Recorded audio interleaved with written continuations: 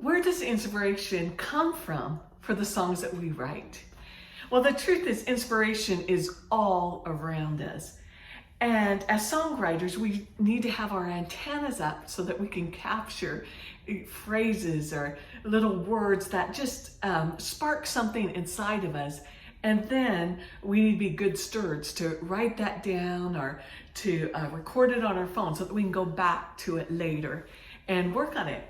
Well, way back in 1886, during a Dwight L. Moody, one of his famous revival services in Massachusetts, there was a man who stood up and he said these words, "I'm not quite sure, but I'm going to trust and I'm going to obey." Well, that night there was a guest worship leader. His name was Daniel B. Towner, and he was in the audience, and he heard this man get up and say this. And as a songwriter and a musician, that just caught his attention right away. And he took a piece of paper and wrote those words down. And then he sent it to his friend, who was a Presbyterian minister, and his name was John H. Sammis.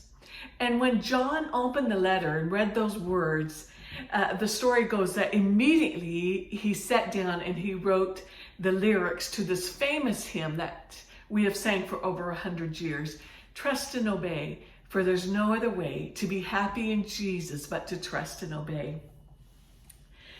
Both of these men combined their talents. Daniel was the one who wrote the music, and then of course John wrote the lyrics. And this hymn has just become just this powerful, powerful truth for the church to sing through all these years. Trust and obey, for there's no other way. I remember hearing, years ago, I was at a conference, I remember hearing Paul Baloche tell about a song that he wrote. That song, "Open the Eyes of My Heart, Lord," the song that we've sang around the world, and just such a powerful song. And he said that where that came from is there was a pastor that he often heard pray, and this pastor would say, "Open the eyes of our hearts, Lord," as he was praying.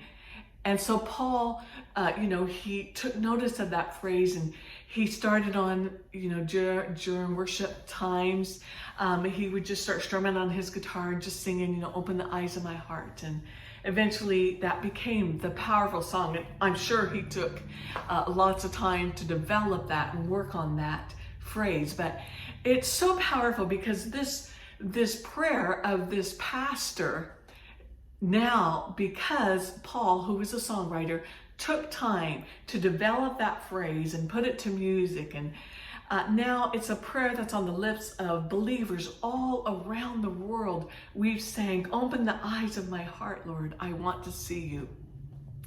So I want to encourage you as songwriters to pay attention to the phrases that stand out to you, and take time to write them down or just record them on your little voice recorder, and so that you can go back later and that you can develop and work on those songs. Well, let's take a moment and look at the pattern of this famous hymn, "Trust and Obey." Remember that we can learn valuable structure from following the patterns of great songs. There's a reason why these songs works. It's not just the phrase, but it's also because that phrase was molded and put into a structure so that it could flow smoothly and make it easy for singers and congregations to sing. So let's just look at a couple of things with Trust and Obey. The rhyming pattern is A, A, B, A. So we have trust and obey, for there's no other way. So obey and way, A, A. To be happy in Jesus, that does not rhyme, so that's the B. But to trust and obey, so that rhymes again with the A, so it's A, A, B, A. There's also a repetition pattern in this song, and that repetition pattern is that the first line and the fourth line are the same. Trust and obey, and then the last line says, but to trust and obey. So let's take this pattern and let's write a song with it. Okay, so here's one following that pattern. Jesus is the answer.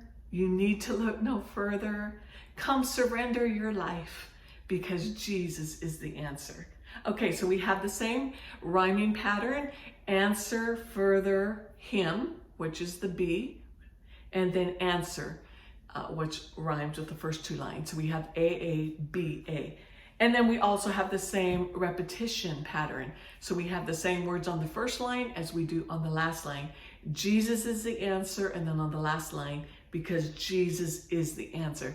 So I want to just challenge you today to just take this challenge, and maybe if you have a phrase that has stood out to you, just take it and try to put it in this pattern just as a practice, and who knows what might become of it. I bless you in Jesus' name to write the songs of the Lamb. We're so privileged to be able just to write these songs that praise and glorify our great God. And I bless you in Jesus' name to write your worship songs. Write a new song unto the Lord.